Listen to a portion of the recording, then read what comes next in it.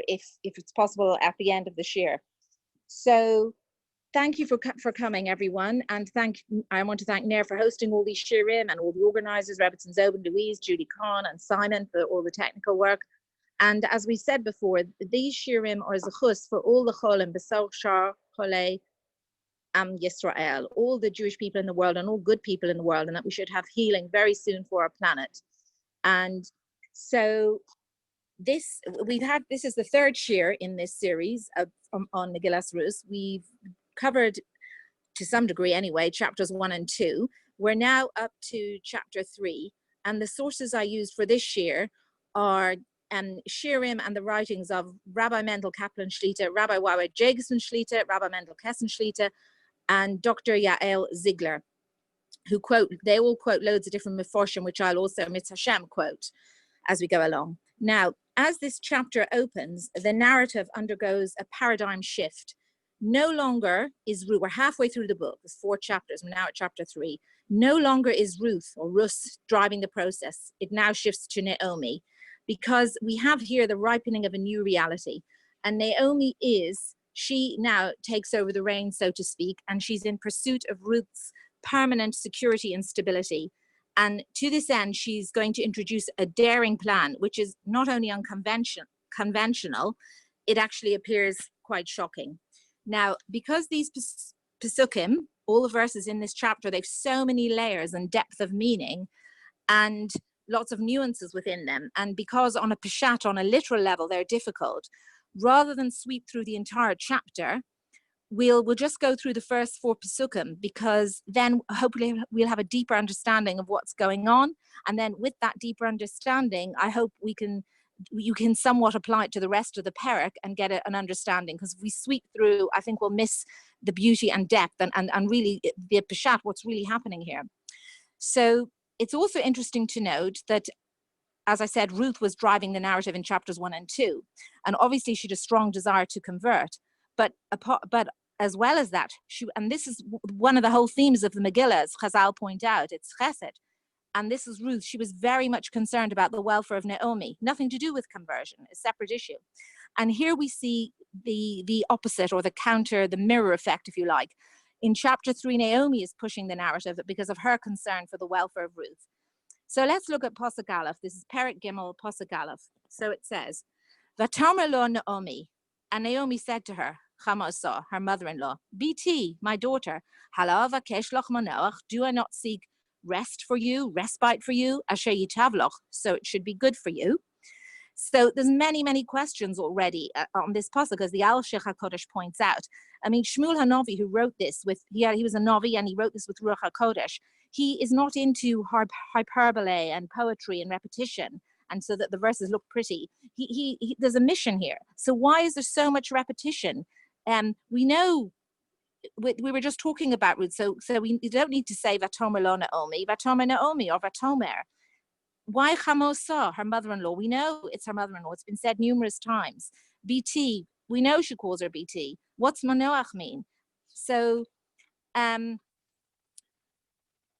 Al-Sheikh HaKodesh says, and from the Gemara, it says that it's well-known fact that mother-in-laws and daughters-in-law do not always have the best of relationships. So the Al-Sheikh says that the pasuk is telling us, it says her mother-in-law and it says Naomi, to point out that she was being pleasant, she was being sweet, which is what Naomi means. She meant it for a good reason. She was being nice to her. Chamosah, even though she was her mother-in-law, BT, she treated her like a daughter. So it was all, and then at the end of the pasuk, Asher Yitavloch. So basically, if we look at the pasuk, Naomi was being sweet to her, even though she was her mother-in-law. She treated her like a daughter, and it wasn't for the good of Naomi that she wanted Manoach. We'll talk about that in a minute. But it was Asher Yitavloch, so it was for the good of Ruth. She wasn't trying to set her up for some horrendous mission because she didn't like her, as some mother-in-laws and daughters-in-laws, it can happen. It was the opposite. She really loved her and wanted the best for her. So, just by the way, the Al-Sheikh HaKodesh, just to point out, he's a very holy man. He's one of the few people who Chazal refer to as HaKodesh. There's your Achaim HaKodesh, there's a few others. And he lived from 1508 to 1593. He was born in the Ottoman Empire and went to Safat. And he was a student of Rav Yosef Kara, who wrote the Shulchan Aruch. So we're talking a very big gadol here. And although he delved a lot into the Nister, the hidden, the Kabbalah, his writings are very, very down to earth and sometimes quite humorous, actually. So, but in a very holy way, as we'll see. So then, again, I said we'd come back to Manoach. What's Manoach mean? She wanted Ruth to have a rest. She'd been working a few months in the field, so now time to put your feet up on the sofa and read a book. No. Ibn Ezra says Manoach means marriage. Literally, Manoach means rest. We say on Shabbos, Yonam Motzo Bo Manoach. But it doesn't mean that marriage is a rest in the classical sense. It doesn't mean rest in, I'm tired, lie down and have a rest. It means fruition, serenity, perfection, self-actualization. And that will bring a person the greatest sort of rest in Hebrew, the greatest manoach, the greatest serenity in life. And again, despite the fact it was a mother-in-law, daughter-in-law relationship, Naomi was not pushing the agenda to get Ruth off her hands or so that she could get a good marriage for her. In other words, as you see in many royal, especially historically, these royal marriages, these alliances, they would match. This girl would have to marry this boy because it was good for the kingdom. It was good financially. It was good so they wouldn't go to war with each other. It was for their benefit, for the country's benefit, not for the young couple's benefit. But here the Pasuk is pointing out Asher Yitav Loch. It was for the benefit of Ruth. It wasn't for Naomi so she could marry off to a rich man or an illustrious family so Naomi would do well from it. No, it was purely for Ruth. So let's go to Pasuk Beis. Va'ata. And now.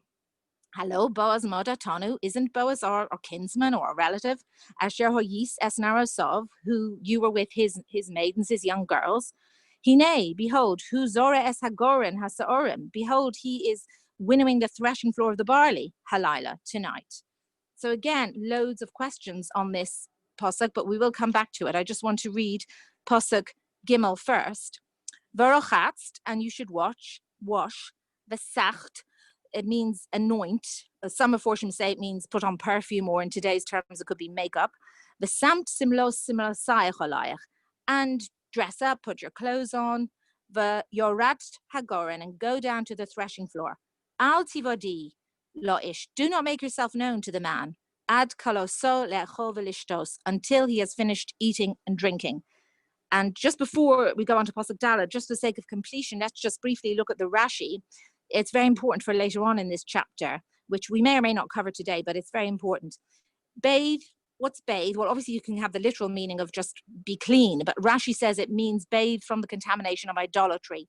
Anoint, as we said before, it could be perfume, makeup, but Rashi says these are the mitzvahs.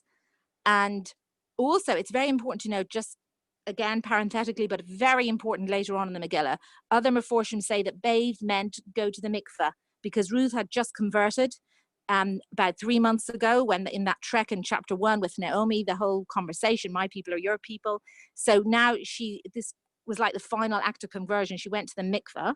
Or other Meforshim say it was the mikveh, but it was ritual purity. She was ritually pure, because don't forget, although there was no Beis HaMikdash, they had the Mishkan in Shiloh, and they're bringing the Omer of barley and the Shtei Lechem, and it was Beis HaMikdash kind of times, and there was a conception, ritual purity, not like different to what we have today. It was on a completely different level. So, and also about the put your clothes on, this is the source, I believe, for Shabbos clothes, like dressing up in different clothes for Shabbos and for Yom Tov. So that's just on that pasuk, which obviously requires a lot more exposition. Then let's go to pasuk Daled. So Vayhi, and it shall be, B'shochvo, when he lies down, v'yodat es hamakom asher yishkav sham, and you know the place where he is lying there. Uvos, you shall come, v'gilis margalosav, and you shall uncover his feet. V'shachavt, and lie down. V'hu yagid lachais asher tasin, and he'll tell you what to do. So obviously, these pasukim seem quite outrageous. I mean, is this how you set someone up on a shidduch? Is this how you introduce two people? It seems, very, very strange. And obviously Ruth was shocked, but she trusted Naomi and she was prepared to go through with this suggestion. So the next thing, but also before going more into the Peshat, I have to say that the Al-Shech HaKodesh points out that much of Naomi's decision-making is beyond the realm of our logic and understanding. Naomi was imbued with a level of nevuah, and obviously we cannot argue with nevuah, we cannot rationalize it. But nonetheless, we'll try to explore just on some level so we can gain some insight. So if we look at verse 2 again, what's the viato and now? What now? It says, and now, it says, isn't Boaz our relative? What do you mean, and now? Vato hello Boaz matatono. What do you mean, and now is Boaz our relative? I mean, we already know that Boaz and Machlon were related. In fact, they were first cousins. Salmon and Elimelech, their respective fathers, were brothers. But this relationship has been mentioned numerous times in the Megillah. So what do you mean, and now Boaz is our relative? And then, so he's our relative, so that's why Ruth should go and freak him out in the middle of the night.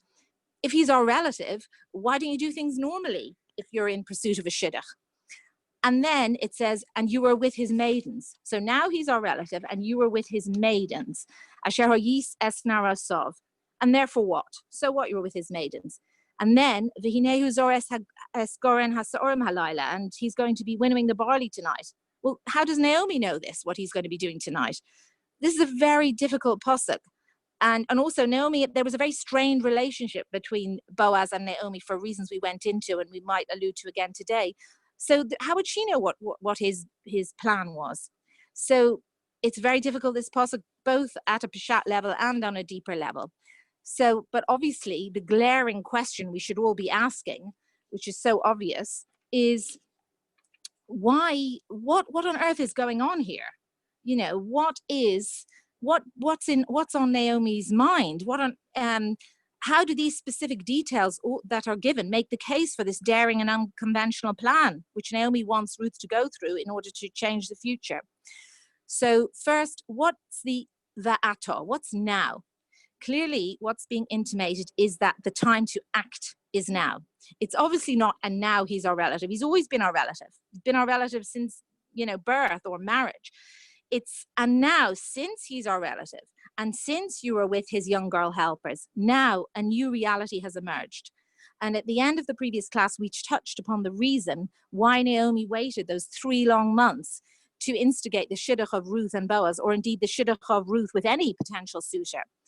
And the Pesukim make clear at the end of Perek Beis how Ruth stayed until the end of the barley and the wheat harvest. That's explicit in the Pasuk. And Chazal tell us that was 3 months, from the 16th of Nisan until the 16th of Tammuz, 3 months. So now we're at the 16th of Tammuz, which is high summer in Israel. So why was this 3 months? Ruth was already converted. Why didn't Naomi push a shidduch at that point?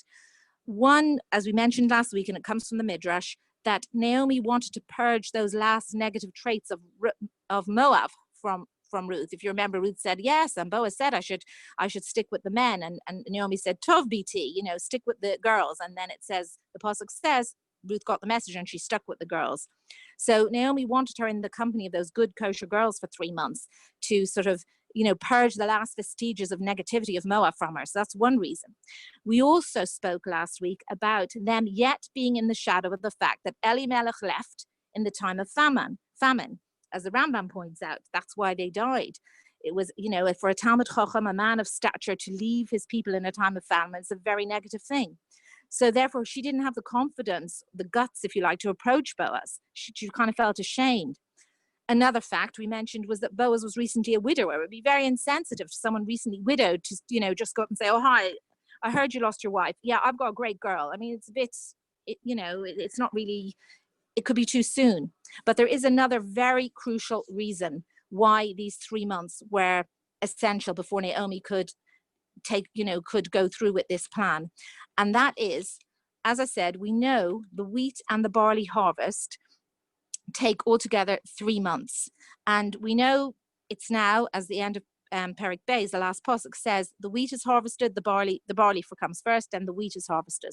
So what comes after harvesting? Winnowing.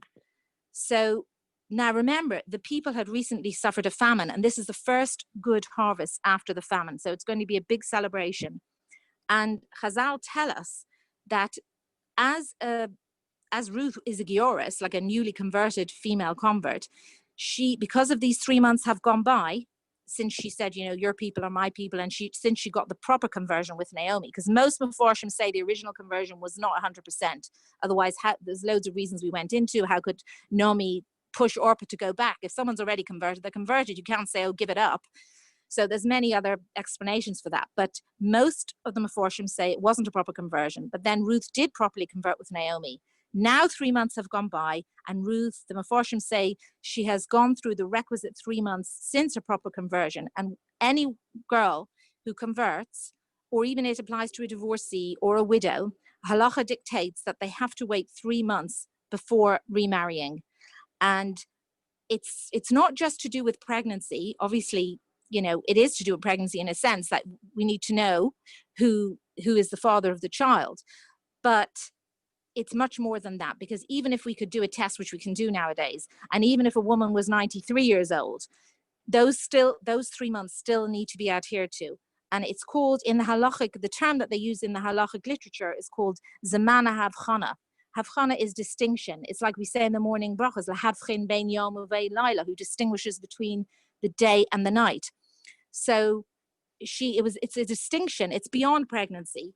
It's a distinction between her previous and her current status. So now, the now is also referring to now you're ready, Ruth. Now, halachically, you're permitted to get married. And now also the harvest is completed.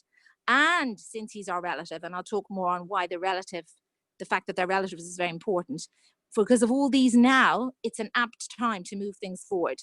Now, Maudatonu, as Rashi tells us, means our relative. And Rashi says a key feature of the Megillah is that Ruth and Boaz are already connected. And there's deep spiritual things going on over there, which we'll talk about later on, to do with Yibam and Chalitza, and that's very, very important in the narrative. So now the harvest is done. It's time to do the winnowing, which is separating the inner core of the grain from its outer hard shell. Now, how does Naomi know that Boaz would be there that night?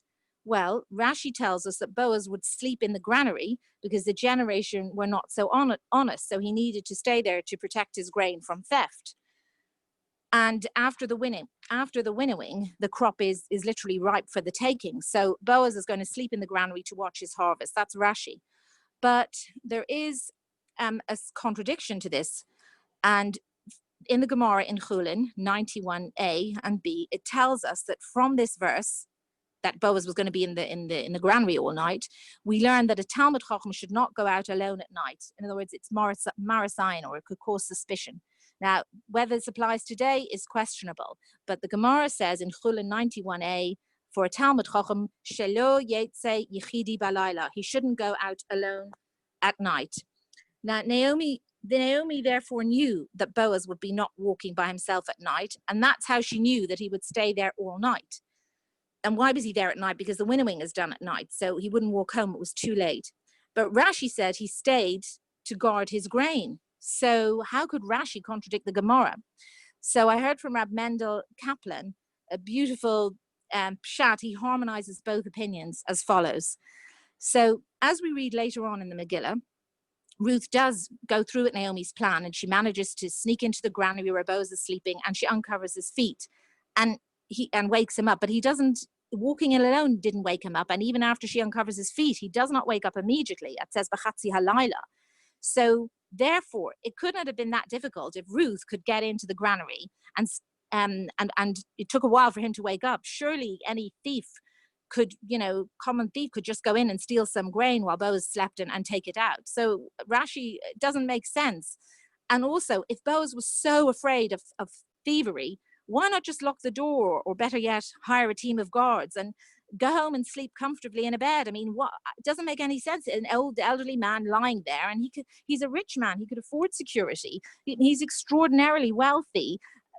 He owns plantations, fields, has hundreds of people working for him.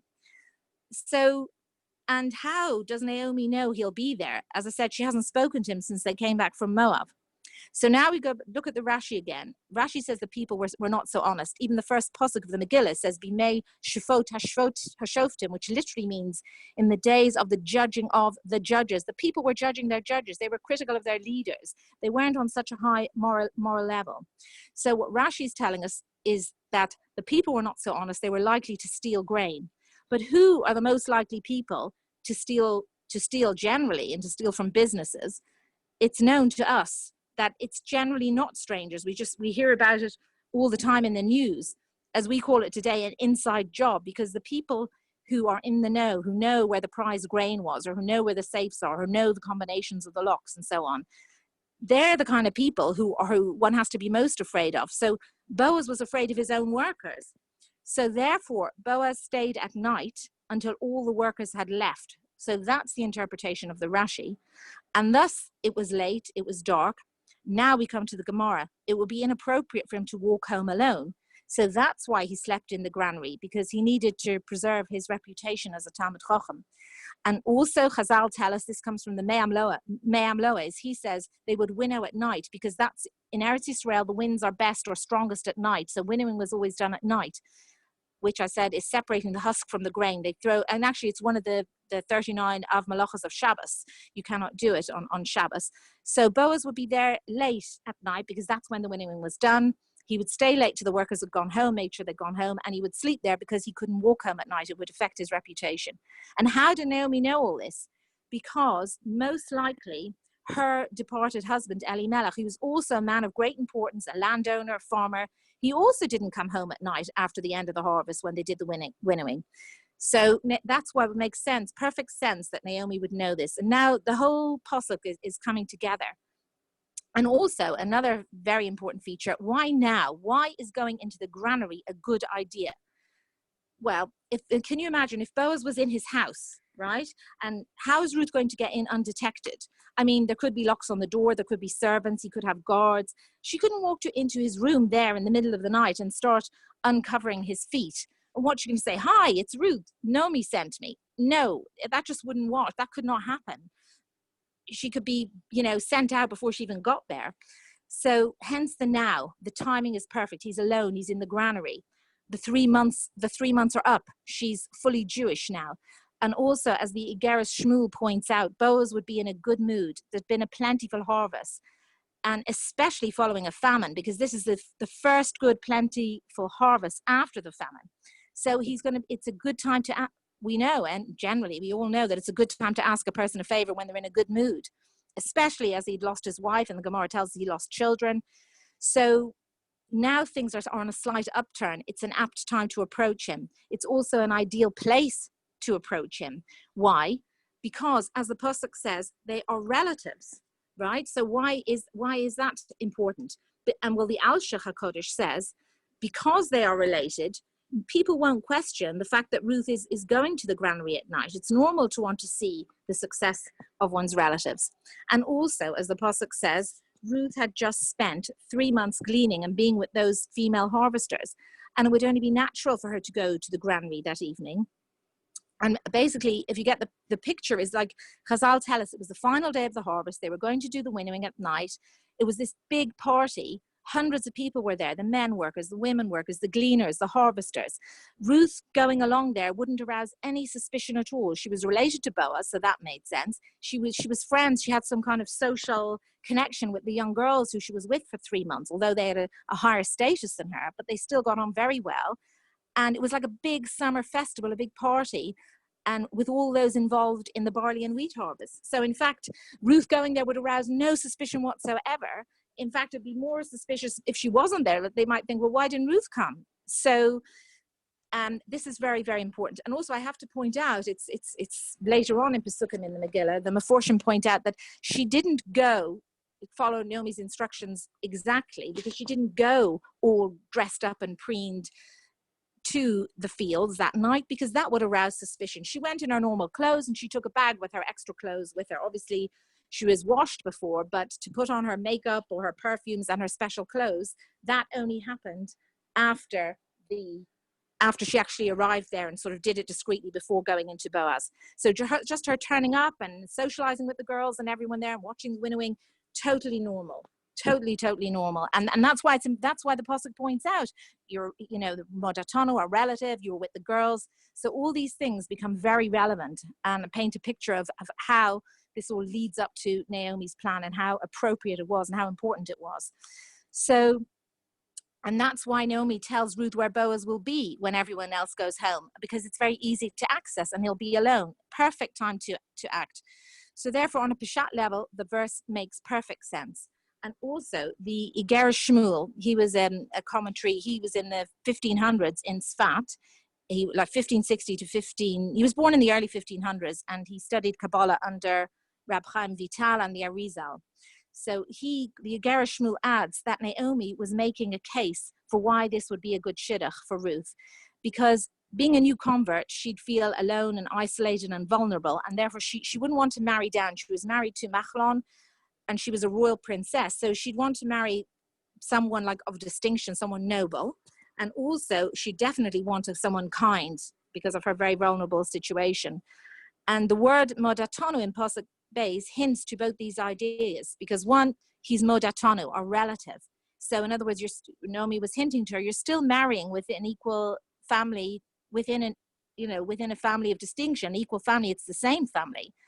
And also moda hints to the word yodea, like know, i.e. Ruth, you know him, you know how kind he's been to you. So in other words, what Naomi is saying is that he's the same lineage and he's very caring. And therefore, she's hinting to Ruth, this will be a good thing for you, because it would never have occurred to Ruth to marry Boaz, like an unknown convert to marry the Rebbe of the Jewish people. But Naomi is making the case and hoping that Ruth agrees, because on the surface, this plan's rather off the wall. But this is just all pshat. But now we have to look at the big looming question, and let's look at the parish of the Al-Shach HaKodesh. And to go a bit deeper, and he says that before going into details, there is just something about this whole story which has to be understood. And he writes, Naomi was known as a Kalilas Das, which means she had a very balanced mind with high intelligence, Yiras Hashem, extreme discretion and modesty. So basically, how could a person of such caliber suggest to her daughter-in-law, whom she called BT, she loved her, she wasn't, having a personal vendetta against her, quite the opposite, she loved her. How could she suggest to Ruth that she should act in this seemingly very unsneous manner, to go to a rich, powerful 80-year-old man while he's sleeping in the middle of the night alone and uncover his feet? What? And say, hi, maybe we should hook up. I mean, really? I mean, what's going on here? And not only that, but look at Boaz. He's a holy Talmud Chacham. He's a man of sterling qualities. He's a master of propriety. He wouldn't even walk alone at night just to avoid a hint of suspicion about his conduct. So how is a person like that going to react to seeing a young, all dressed up, perfumed woman next to him uncovering his feet? I mean, he'd be like, what? Sound the alarm, help guards, get her now. He would raise a hue and a cry. And don't forget, there were guards, because obviously people could steal from the surrounding fields. Even though he was in the granary, there was all the wheat and fruit could be left out in the fields to dry in the summer. So there'd be lots of produce there. So there must have been a night watchman or night watchmen there anyway. So, and there can't be any locks because it's all outdoors. So there were guards, and the guards would come in if he screamed, and Ruth would be extremely ashamed, humiliated, embarrassed. They could beat her because it could all happen very quickly, and she could get tossed out like a common thief. And don't forget, it'd be very dangerous for Ruth to go home alone at night, because as we said, at that time, in that Tekufa, there were all sorts of unscrupulous people. Who knows what could happen to her? So basically, asking her to go through this plan, it's a disaster in the making. It's a disaster waiting to happen. Like, I think it must have been so hard for Ruth to go through this, let alone for Naomi I don't know who'd feel worse, Naomi asking her or Ruth actually doing it. It's a very difficult thing. And the Al-Shach HaKodesh, this is where his humor, I think he's quite humorous. He says, tell me, were there no matchmakers in Israel that Naomi had to resort to this bizarre plan? Why not just call the local shadchan? And the Al-Shach HaKodesh tells us, and this is what Rabbi Mendel Kaplan calls it, he sort of succinctly puts it, an inconvenient truth. What is this inconvenient truth? And the inconvenient truth is that Naomi knew on a certain level that Ruth was the one. It was well known in Jewish tradition that the daughters of Lot would be the ancestors of the Messianic line. And Naomi was looking at things through the prism not only of what is, but of what was. And both the Gemara and the Midrash say that the relationship of the daughters of Lot and their father, it was l'shem shamayim niskavnu, it was altruistic. And if we recall, in the time of Avram Avinu, the cities of Sodom and Gomorrah, they were very evil, and Hashem destroyed them. But Lot survived with his two daughters, and they were in a cave. And the two daughters thought that they were the only human beings alive in the world, and they thought, well, if he dies, that's it. So they thought, we have to get pregnant to save the world. And all the Meforshim, this is, if you want to read the details of this, it's in the Midrash Bereshis Rabbah 51:10. And they wanted to save the world from utter devastation. And what they did it l'shem shamayim. And in fact, by Moshe Feinstein Zatzal, he talks about that. Normally, he's always talking halacha, but he brings this incredible story of the time he was a young Rav in Luban. I won't go into all the details, but the point of the story is we've got to be very careful in criticizing people in Tanakh, and specifically these daughters of Lot. They were very holy women, and one daughter called her child Moav, which means from father. I mean, there was no trying to hide anything here. And the reason Rav Moshe Feinstein points out, as the daughter herself pointed out, because she came to in a dream to somebody who Rav Moshe Feinstein met, she said, because I wanted to point out there is no such thing as immaculate conception, as we all know happened later on in history, the Hamavin Yavin. So the point is that they wanted to say, no, this is a real normal conception, and this child is from my father. And it was totally l'shem shamayim. So, and the Al-Sheikh HaKodesh says that Naomi knew the meeting of Ruth and Boaz, just as her ancestor, the daughter of Lot, was unconventional. Ruth also, her meeting with Boaz also had to be unconventional.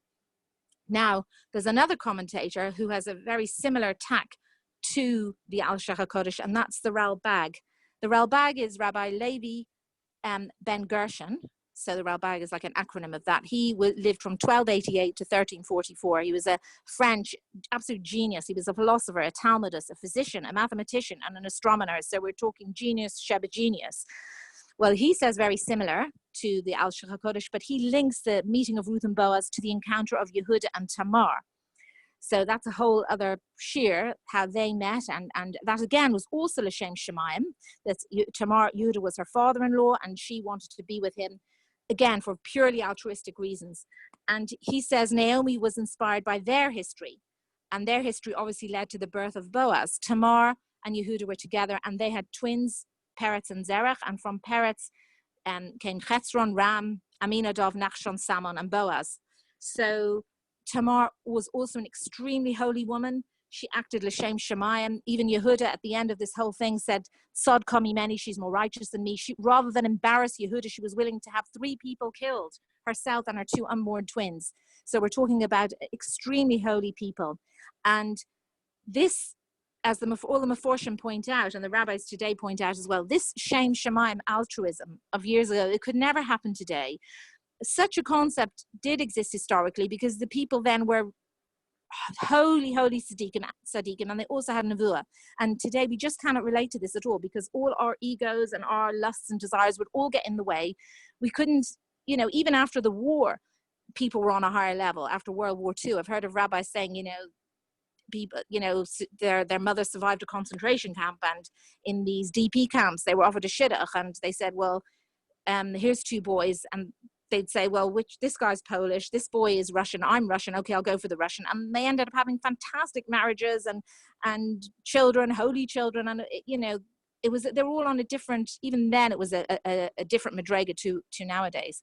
Anyway, Naomi was aware of all this. She was aware of all the history, whether you take the attack of the Ralbag, where she was looking at Tamar and Yehuda, or go with the Al-Sheikh, who was looking at the daughters of Lot, or both. She knew that we were dealing with extreme holiness here, progenitors of Mashiach, and that if this holiness was exposed, I'll tell you what I mean by exposed in a minute, it would spell disaster. One definition of exposed is that if Boaz was asked about Ruth, in other words, I've got a great shidduch for you. Well, who is she? Well, she's a convert. Yeah, 3 months ago she showed up. What's her background? Well, she's from Moab, that idolatrous, licentious nation. And how old is she? Well, she's about 40. How old are you? 80. Oh, well, no, I mean, it just would not fly. It would not fly. If you remember Moab, as we discussed last week, at the end of Parshas Balak, the women came out and they enticed the Jewish men with very immoral behavior and disgusting idolatry. I mean, someone from that nation, it'd be like asking today, like some great elderly tzaddik who'd lost his wife, oh, I've got a girl from you. Who's she? Oh, well, I don't know. She's from maybe Amalek, maybe Germany. I'm not sure. Yeah, she's 25, just converted a couple of weeks ago. What'd you say? It's like ludicrous. It wouldn't get off the page. But the point is, Naomi is Klilas Das. as the Al-Sheikh HaKodesh says, she's so intelligent and she's so perceptive that she knows this inconvenient truth that Ruth is the one, or she's got this strong inclination that Ruth is the one who's carrying the spirit of Mashiach, and through one of Lot's daughters, and they acted l'shem shemaim to perpetuate humanity. So maybe Ruth has to do similar. Now, just as the acts of Lot's daughters were l'shem shemaim and would lead to the birth of Ruth and Nama, so too Naomi feels Ruth has to engage with Boaz in this unusual way to continue the Davidic line. And another proof of that, that how holy the daughters of Lot were, the Medrash spells out that that's one of the reasons why the Gemara says, the Torah says, Lo yova Amoni u'Moavi b'kal Hashem. So on the face of it, it means no Moabite or Ammonite can come into the congregation of Hashem, which Rashi says means they can't marry a Jewish person. They can convert, but they can't marry a Jewish person. But the Gemara says in Yevamah 77a, I think it is, Amoni velo Amonis, Moavi velo Moavis. In other words, this law only applies to the men, but a female convert from Moab, they can marry in. And the Midrash says, why females? Because of the merit of Lot's daughters. They were female Moabites, and because of their merit and pure altruism and the Shem Shemaim Niskavnu, their intentions, we are allowed, we will accept the female converts. It was the men that the problem was with. And these two women, the Midrash calls them two, I think, Shnei Preda Tovos, two beautiful doves, two good doves. Who were the two good doves from Lot's daughters? They were Ruth, who came from Moab, and Naamah, who came from Ammon, the younger daughter. And these are the key to the Davidic line, because we've got the great kings of history coming from these, their ancestry, their descendants led to David HaMelech, Chizkiyahu HaMelech, Yoshiyahu HaMelech, great kings right until Mashiach. So from whether you go with Lot's daughters or Tamar to Naomi, all these people had a sense of destiny and knew on some level that future offspring would be ancestors of Mashiach, would bring ultimate perfection and redemption to the world. And Naomi, very importantly, she has this infusion of a higher consciousness. And thus, says the Al-Sheikh HaKodesh, Naomi is trying to an extent to replicate it, although in a limited way. And we'll see, Ruth actually didn't do anything halachically wrong at all. So Naomi's trying to replicate what the daughters of Lot did, and in doing so, so the Al-Shach, what the daughters of Lot did, and the Ralbag would say what Yehuda and Tamar did. But in doing so, Ruth will hopefully get the message across to Boaz. She's hinting, now is the time, this is the woman, you have to make it happen. And the Al-Shach, he does actually a brilliant cross-analysis of all the Pesukim which describe Lot and his daughters. He cross-analyzes them with the Pesukim which describe Ruth approaching Boaz. And if you look at them, the words used in both episodes have similar etymology, and also just the actual narrative, what happens. The girls, the daughters of Lot, went to him after he had eaten and drunk. And another reason the Medrash points out, how do we know it was meant to be? Because where are you going to have bottles of wine or wine in a cave? The Medrash says it appeared miraculously how they were able to get their father drunk. But that's just an aside. So they went to Lot after he had eaten and drunk, and he was alone. Boaz had just eaten and drunk. It was the end of the harvest, and he was alone. And Lot was alone in a cave in the middle of the night. Boaz was alone in a granary in the middle of the night. So this is how the Al-Shech parallels these two events. Now, Naomi knew that Boaz was fully aware of just how modest Ruth was. He'd seen her for 3 months, and he noted that's one of the things that alerted him to her, because he saw the way she stood and the way she picked up the grain and the way she stayed behind the harvesters. She was extremely tsanua. So therefore, he'd never suspect anything inappropriate. She's the last person who's going to approach him inappropriately in the middle of the night. So once he'd see it was Ruth who was there, he wouldn't go crazy. This is what Naomi's thinking. And she's trusting that Boaz will get the message and compute things at lightning speed. What's he got to compute? He's got to compute the entire sweep and destiny of Jewish history. And that Naomi's hoping he'll have enough presence of mind to understand everything, because to be woken up suddenly in the middle of the night and in seconds to process the whole trajectory of Jewish history and the traditions about the ancestry of Mashiach, and that Boaz, he carried the DNA of the future Redeemer, and Lot and Tamar and Yehuda. I mean, to do all that in seconds, and that Ruth is from Moab. Wow, but someone of his caliber, Naomi was convinced he could do it. And she trusted he was sharp and he'd be lucid enough to grasp everything in an instant. So this is Naomi's feeling about Boaz. It was a risk, but it had to be taken. And yes, it was very unconventional, but the truth was unconventional. The truth was inconvenient. And Naomi is convinced that if she's right, it'll work out. And if it doesn't, then it wasn't meant to be. And she's telling Ruth that she herself has to take a big chance, a risk to do this. But the future of the world depends on it. So there was no choice. And another important reason why things had to follow such an unusual path is because, and I heard this from Rabbi Jacobson Shlita, it's because the Satan or the Yetzer Hara, which can be termed also these counterbalancing negative forces in the world, they are very good at detecting holiness because they are so unholy. If you think of the Nazis in Shemam v'Zichram, did they want to kill religious Jews? Yes. Did they want to kill non-religious Jews? Absolutely. It didn't matter if someone was Jewish or non-Jewish. Every Jewish person has that pintel yid, as the Balatanya calls it, a chelek Elokai mimal mamish. It's actually a piece of God. We're a fragment of divinity, a piece of infinity. And who can sense this most? Unholiness, because unholiness seeks out holiness. And that's why the Nazis in Shemam, they wanted to destroy every Jew, unaffiliated, Reform, Haredi, didn't matter. And in fact, they went to the extreme. Even people who weren't halachically Jewish, great grandfathers or whatever, they would still, they were so determined. So basically, unholiness is always very good. And that's why where you've got the greatest holiness, unholiness is desperately trying to get in. That's why some people say in Eretz Yisrael today, it's such a holy land. That's why sometimes you see the worst unholiness, like eating ham, Rahman al-Islam, or things like this. Anyway, unholiness is extremely good at perceiving holiness and does everything in its power to thwart it.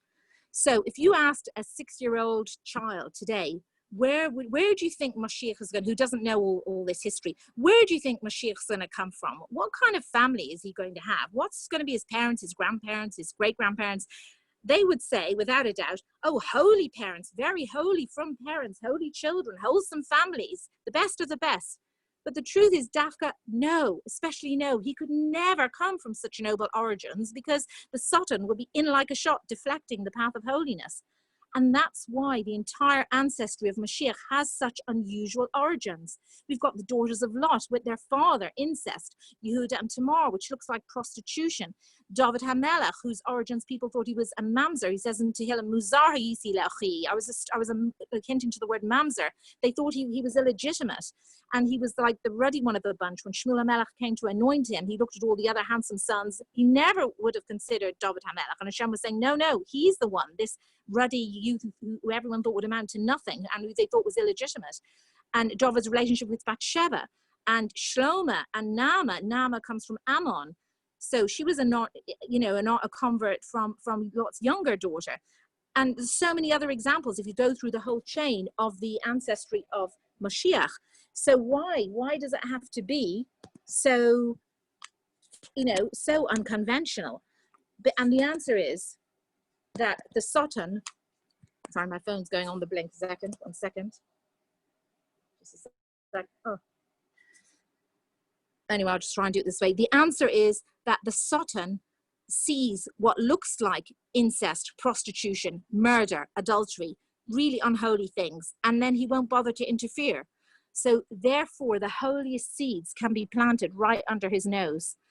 Whereas if it looked all very holy, it would never get off the ground. And Rabbi Jacobson Shlita, he gives an excellent example. He says, to illustrate this, imagine there was a big concert in the Royal Albert Hall or, one of these big and beautiful theaters, and you've got the curtains, velvet curtains and plush carpets, and all the people are milling in, and you've got the diamond chandeliers, and everyone's in their best furs and drinking Cinzano, and it's all beautiful and lovely. And they're all, mingling in the foyer, waiting to go in and hear Pavarotti. But how does Pavarotti get in there? Well, he goes around the back, and then, as Rabbi Jacobson says, they push him into some Fahakta tunnel, a dark tunnel with mice and cobwebs and spiders and uncomfortable and possibly smelly and dusty, and they get him into his dressing room, and eventually he'll get to the stage. Why don't they bring Pavarotti? He's the star. He's earning, I don't know, £3,000 a second or something. Why can't he go in the nice, gorgeous entrance? And the answer is, if he went in there, he'd never make it to the stage. He'd be so mobbed with, can I have your signature, take a picture, a selfie with me or whatever. He'd never make it. So I think it's a very good illustration of why all these relationships had to be in such a seemingly negative way, but they weren't. They were actually very holy. So now we come to, why was Ruth told to uncover his feet? What's uncovering the feet? Well, this hints to a halacha known as chalitza. Now, in Devarim, chapter 25, verse 5, we have the mitzvah of Yibam, but it's already alluded to earlier in the story of Yehuda and Tamar. And basically, halacha, and it even applies today, if there is a couple who are married with no children and the husband dies, then it's a mitzvah for the brother of the husband, if he has a single brother, to marry the widow and raise up the name of the dead brother. And the Al-Shikh talks about this, how the soul of the dead brother is trapped in the woman and can only be released by marrying the brother. And then the soul, it's all very mystical, I don't understand it all, but the soul was her equal, and then if the soul goes into the child, now she's above the soul, so it elevates her. It's a whole thing, I don't understand it all, but the point is, that is a mitzvah. Now, if those two people do not want to marry each other, that's fine. Then they have to do another ceremony known as chalitza. And chalitza means the woman has to remove the shoe of the brother who won't marry her dead husband's brother. And that sort of releases, because the soul comes through the foot. Again, I don't understand all this. It's to do with Moshe Rabbeinu, take off your shoes because you're standing on holy ground, and why we don't wear shoes on Yom Kippur and on Tisha B'Av, and also why the Kohanim duchen with no shoes. The soul is very connected to the feet. The S-O-U-L is connected to the S-O-L-E. But so she has to perform this ceremony called chalitza, where she releases the soul of her dead husband, and he can be at peace because he's trapped in her body, and it can be released through them having a child together. So this is chalitza. Now, usually it refers to brothers, just a brother of the husband and wife, the husband who died. But in Megillas Ruth, it's extended to the broader family. So as I said, if they do get married, it's called Yibam, and if they don't want to marry, they have to do chalitza. The shoe has to be removed so that the soul of the departed husband is released, and the soul can get peace. And then the couple are free. The lady is free to marry, and the brother's free to not marry at all, or marry other people. So Ruth, in uncovering the feet of Boaz, she was hinting to him, if you think I'm not the one or not for you, then at least you have the obligation to set me free to marry another. She's like hinting, like, I'm exposing the feet, the soul can go out, marry me if you want, but I'm giving you the option. You don't have to marry me, but we have to do chalitza if you're not going to marry me.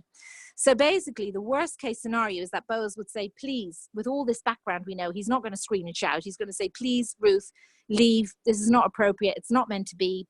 And that would be the worst case scenario. And Naomi knew it could go either way, but at least she fulfilled her role. She did her part.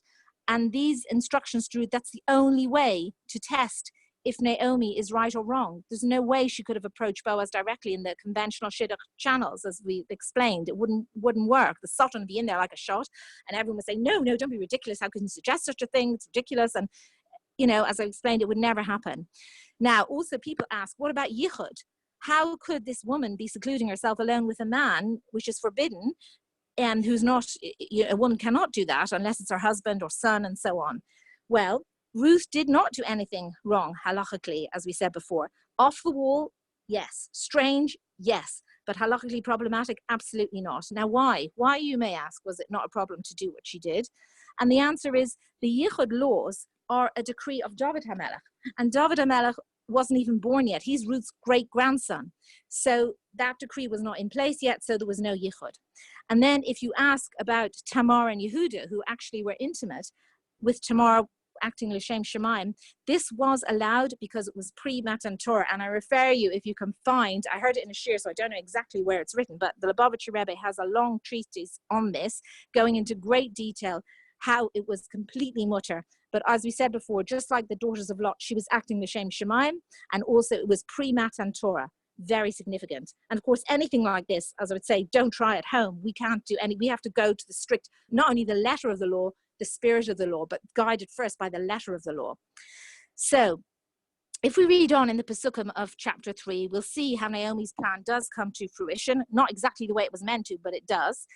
And then if we go on to chapter 4, everything works out well, and they get married, and it delineates the lineage of Ruth and Boaz up to David HaMelech, the forerunner of Mashiach. And just interestingly, some Meforshim point out, Naomi, she was a prophet, or she had some element of Nevuah, and she said she wanted to find for Ruth Manoach. She was seeking her Manoach. And they say, well, what kind of Manoach did Ruth have with marriage? I mean, yes, she got married, but according to Chazal, Boaz died on the wedding night. She was pregnant, but she didn't really have a married life as such. She, Naomi says, "Biti, halo avakesh lo manoach asher yitavloch." But they point out, these Meforshim, they say that she had the greatest manoach anyone ever had. And what was that? She lived not only to see David HaMelech, her great-grandson, but her great-grandson, Shlomo HaMelech, become king. And some even say, seeing him build the Beis HaMikdash. So what greater nachas or manoach could one have than that? So now, just to talk about the deeper and the subtle subtext of all these Pesukim in chapter 3, we have to realize that there are many elements which are beyond our understanding, but they're coming from Nevuah, as the Alshich says, and we can't argue with Nevuah. But what major theme could we learn from this chapter? Well, another idea is that the match of Ruth and Boaz was so unconventional, so unpredictable, no one wouldn't occur to any rational person that it had to happen unpredictably, unconventionally, not only for the reasons, as we've said, of throwing the Satan, the Yetzer Hara off the track, the forces of unholiness, but because all these unusual unions, with Lot and his daughters, with Yehuda and Tamar, David HaMelech, Bathsheba, Shlomo, and Naamah, all these, they're all setting in motion the lineage of Mashiach, and Mashiach will be anything but conventional. Now, Mashiach is going to result in an unconventional transformation of reality forever. And Mashiach, Chazal tell us, he'll come clarifying very quickly, not years. It's not this long process of gradually nations liking us and reconquering Eretz Yisrael. And no, he's going to come in the blink of an eye. He's called Olah HaPoretz, the one who breaks through. And that refers to the son of Tamar, who bursts through, because basically in the Chumash, only 2 multiple births are described. And that is the birth of Yaakov and Esav, where it says about Rivka, Vayishtritzu Habanim Bekirbo, that the 2 babies were sort of fighting inside her, trying to get out. And then Tamar, she also carried twin boys, Peretz and Zerach.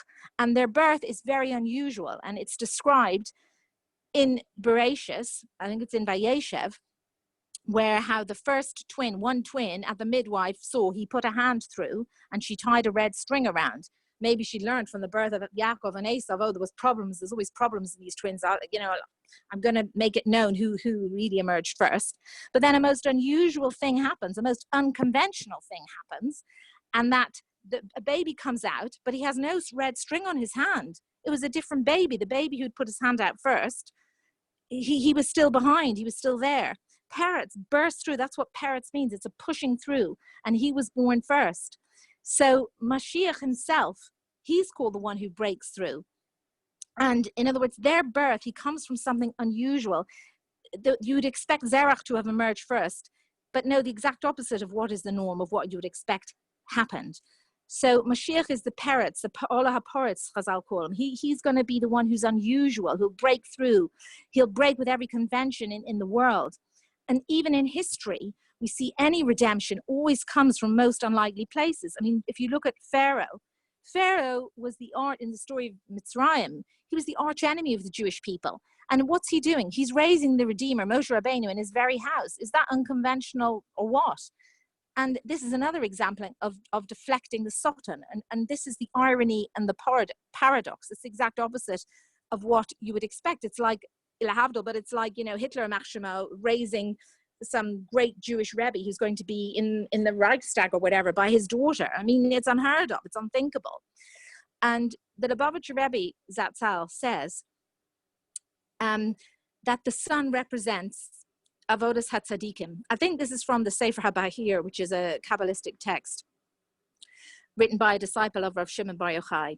So the Lubavitcher Rebbe Zatzal says the sun represents avodas hatzadikim. The sun is constant, it's always shining, maybe not in one country, but it's always shining in some country somewhere. It's constantly shining, just like the avoda of tzadikim. But the moon represents the avoda of the Balei Teshuvah, because the moon is not always shining. Sometimes the earth will block the light from the sun to the moon, so the moon can be at times in darkness.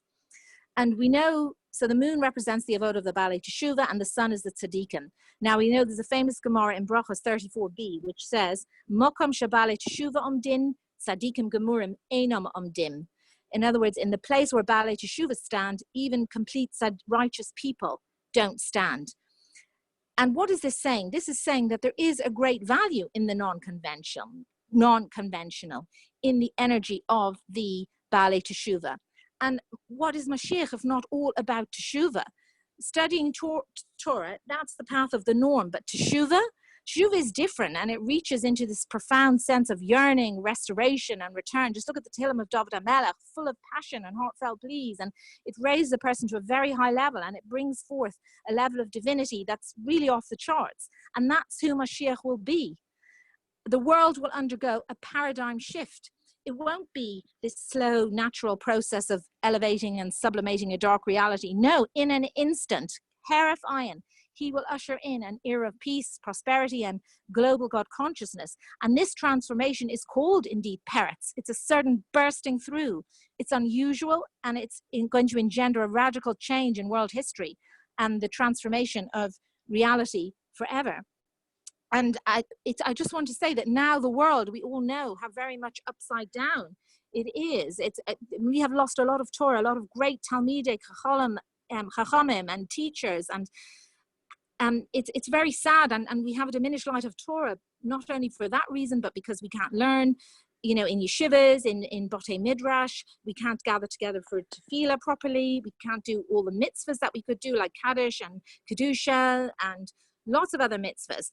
And so it's a very darkening of the light of Torah at this time. And I wonder, and I've heard from Rabbi Kessin, who intimates that this is the case, that perhaps this is a very paradoxical path.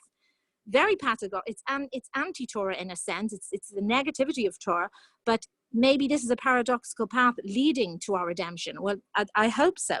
And I just want to finish with saying that it's Rosh Chodesh on Shabbos. And it's very well known that Erev Rosh Chodesh Sivan, in particular, is a special time. It's a mesugal for tefillah. It's a segula for prayer, an optimal time. It's an Eitz Rotzon. So, as I said, Rosh Chodesh this year is on Shabbos. But perhaps this year, we could, also Erev Rosh Chodesh is Friday, which is a busy day. So maybe we can already start davening today. And in the merit of all our tefillah and all our learning, I hope that we will see in our days Mashiach Tzidkenu and this global unconventional transformation and the binyan by Shalishi, b'meher v'yameinu. Amen. I'll unmute everyone. How do I unmute? Unusual. You're all unmuted. Well, you should be unmuted. I did put, Wow, Ruth. I'm trying to unmute everyone. I don't know why it won't. You can unmute. I think muted. That was amazing. I'm pressing I think I'm unmuted, so may I thank you very, very much for 3. Oh, I can't hear. Can you hear me now? I just wanted. If anyone has any questions, please ask. Yeah, Hello. I don't want to argue, but I think we'll find I can't cancel. Sorry. Close. Oh, there's nothing in the thing. So if anyone has any questions, please unmute yourself. Hello. And ask. Hello. Can I just or you point can out, put it in the chat. Thank you very much for listening. If anyone wants to ask any questions, I'm here. I see everyone's unmuted, or most people. So you can trying to unmute people. I think you can ask.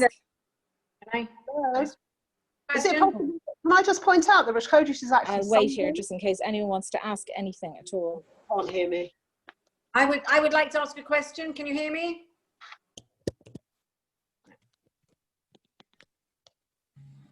Well, I hope you all have a lovely Yom Tov, an uplifting, happy, healthy Yom Tov. And I'll just wait in case anyone thinks of Ruth, anything can you while I'm hear still me? here. Ruth, can you hear?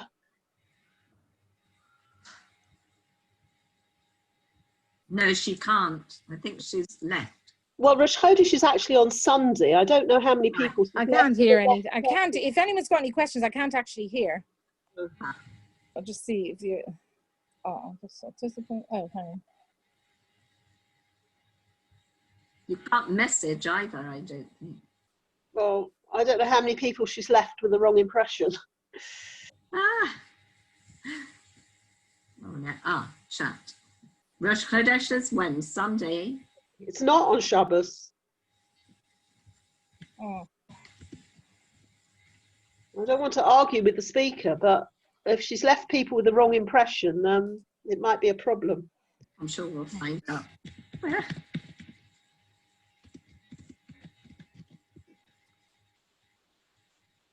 Oh. Everyone.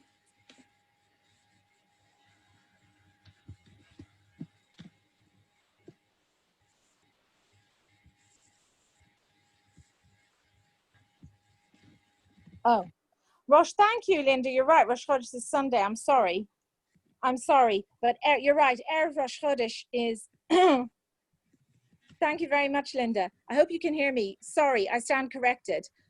What I should say, Rosh Chodesh is Sunday. You're right, and but we can't really do pleating on Shabbos, so it goes to Friday. You can't, we shouldn't really do too much pleating on Shabbos, so it goes back to Friday. And I was just saying Friday might be busy. We could do it today. You're 100% right. I'm sorry. I hope people don't keep the wrong Rosh Chodesh as a result of that. Oh, or whoever it was. Oh. Thank you very, very much. Yeah, I do apologize. I hope people are sorry about that. Sorry. Sorry, but again, if people didn't hear, whoever said that, Rosh Chodesh is Sunday, but Shabbos, we shouldn't be doing too much. Thank you very much. Thank you, everyone. We shouldn't be too much pleading. It's a wrong time to have bakoshas on Shabbos. We can praise and we can thank, but we can't really request on Shabbos. That's why Shemona Esrei is so different. So we shouldn't really be having these bakoshas. It should be back to Friday, or if you've no time on Friday, even Thursday. This year I heard some Rabbanim were saying they were doing it on Thursday, a special Zaman Tefillah. But thank you. Yes, you're correct. I thank everyone. I was reading all these messages, but I thank everyone I don't know who's sending them. I'm not good with the technical. So thank you very much for your comments. Thank you so much. It's my pleasure. I love doing it. I love having the engaging. And Rosh Chodesh is Sunday. People are saying, yes, Rosh Chodesh is Sunday. I stand corrected.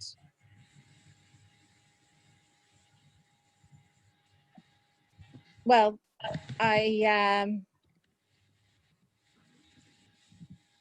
next week, I don't know if there'll be time next week. I'm doing a shiur. I have a private group who I do shiurim with, and we're doing next week, we're continuing on the perek with a few more pesukim. We're doing it slowly because then you really get into it rather than just rush through what happens. You can do that by yourself with Rashi, even though Rashi needs a lot of exposition as well. But we're going, Emet Hashem, into much more depth, just like doing 2-3 pesukim a week.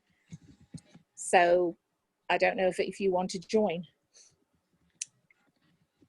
I'd need your emails to do that because it's just done to a private. The video. Oh, thank the video. Yeah. I'm reading the messages. Oh, thank you for your email. Oh yeah, I don't like the video. It's true. Oh, thank you for your email. One person sent me their email. I hope I'll remember that. Starting@msn.com. I'll have to write it down. I'll write it down.